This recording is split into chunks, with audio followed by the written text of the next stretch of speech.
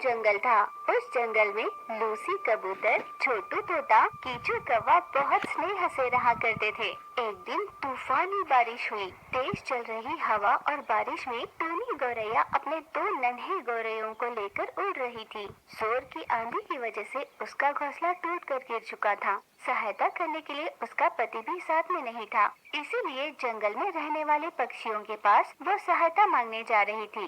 सबसे पहले वो कौवे के पास गई। हे दोस्त, मेरे 2 नन्हे बच्चे ठंडी हवा में कांप रहे हैं। मुझे और मेरे बच्चों को रहने के लिए थोड़ी जगह दे दो। मेरा घोंसला बिखर चुका है। मैं बहुत दूर से आई हूँ। मुझे दोस्त क्यों कह रही हो? पहले तो रिश्ते नाते अच्छे जोड़ लेते हो। तुम कौन हो, कहाँ से आई हो, मुझे पता भी नहीं। हम दोनों एक दूसरे को जानते ही नहीं। मैं तुम्हें रहने की जगह नहीं दे सकती। जाओ यहाँ से। यूँ उसकी मदद करने से इनकार कर वहाँ से भेज देती है। टोनी गौरैया निराश होकर अपने दोनों बच्चों को लिए वहाँ से दूर उड़ चली।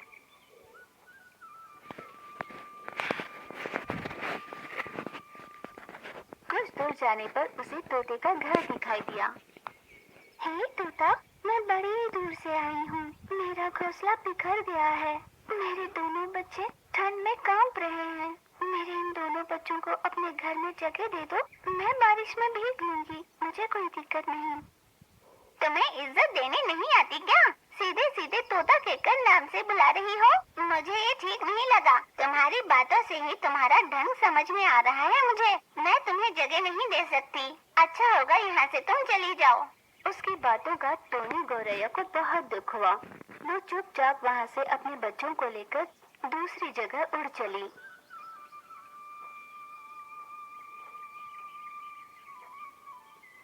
रास्ते में उसे लूसी कबूतर का घर दिखा। टोनी गौरैया सोच रही थी कि कबूतर के घर जाए, पर वो वहाँ पर नहीं गई। अपने दोनों बच्चों को लिए एक दूसरे पेड़ के टहनी पर बैठकर उदास हुए जा रही थी। मैं उस कबूतर को किस नाम से बुलाऊं? नाम से बुलाऊंगी तो शायद कहेगी नाम से कैसे बुलाया। और अगर दोस्त कहूँ तो बिना परिचय के तूने मुझे दोस्त क्यों कहा, शायद ऐसा कह देगी। यूँ मन ही मन सोचकर दुखी होकर अपने पंखों के अंदर दोनों बच्चों को छुपा लेती है। उसे देखकर कबूतर, ये क्या बात हुई दोस्त? खुद भीग रही हो और अपने बच्चों को भी बारिश में भिगा रही हो। पागल हो गई हो क्या? मुझसे मदद मांग सकती थी ना, मैं तुम्हारी मदद कर देती। तब टोनी गौरैया हर्षित होकर बोली, तुम्हारा बहुत आभार दोस्त। मैंने पहले ही 2 पंछियों से मदद मांगी पर उन्होंने मेरी मदद नहीं की। इस तरह उसे पूरी बात बताई। ओहो, इस जंगल के लिए तुम नई हो ना, तो लगता है मेरे दोस्त तुम्हें देखकर डर गए। चलो कोई बात नहीं, तुम मेरे घर चल सकती हो। लूसी कबूतर के कहने पर टोनी गौरैया अपने बच्चों को लिए उसके घर चली गई। बारिश पूरी तरह से थमने तक वो वहीं पर रही।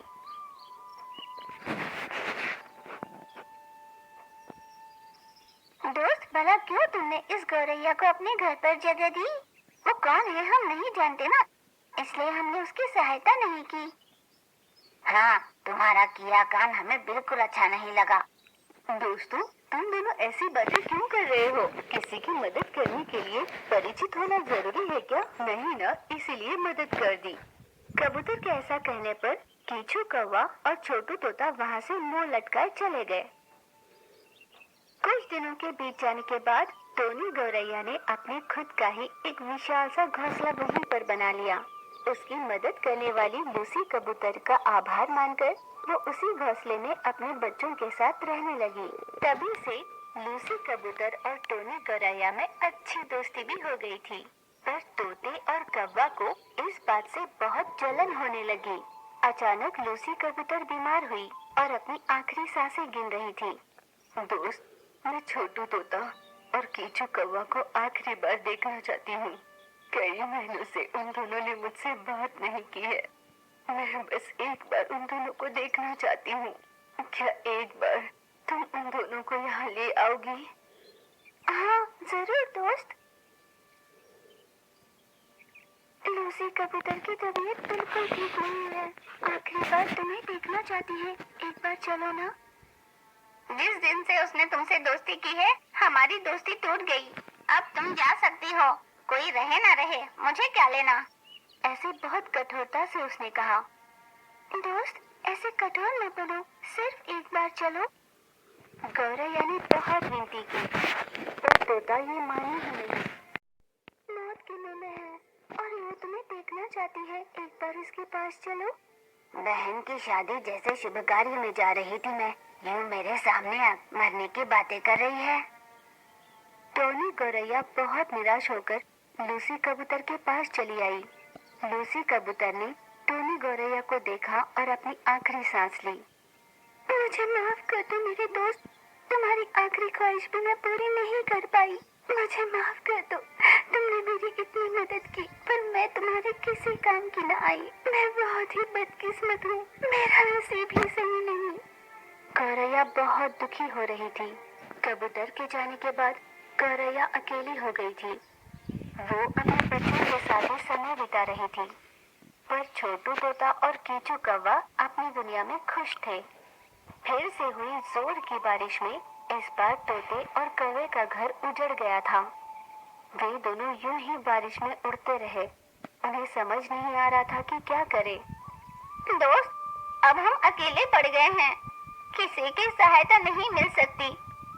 गौरैया को किस मुंह से पूछें? उसकी मदद न कर कर हमने बहुत गलती कर दी। हाँ, बहुत बड़ी गलती कर दी। कबूतर ने भी अपनी आखिरी सांस लेते हुए हमें याद किया था, पर हम वहाँ भी नहीं गए। अपने बर्ताव का उन्हें अब पछतावा हो रहा था। गौरैया ने उन्हें दूर से देखा। दोस्तों, तुम दोनों यहाँ बारिश में क्यों भीग रहे हो? चलो मेरे घर।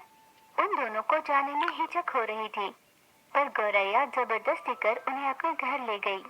तोता और कौवे ने गौरैया के घोंसले में ही आसरा लिया। दोस्त, तुम्हारी मदद ना करने पर भी तुमने हमारी मदद की। तुम्हारा बहुत धन्यवाद। हमने तुम्हारे साथ और लूसी कबूतर के साथ बहुत गलत किया है। हमें उसका बहुत पछतावा है।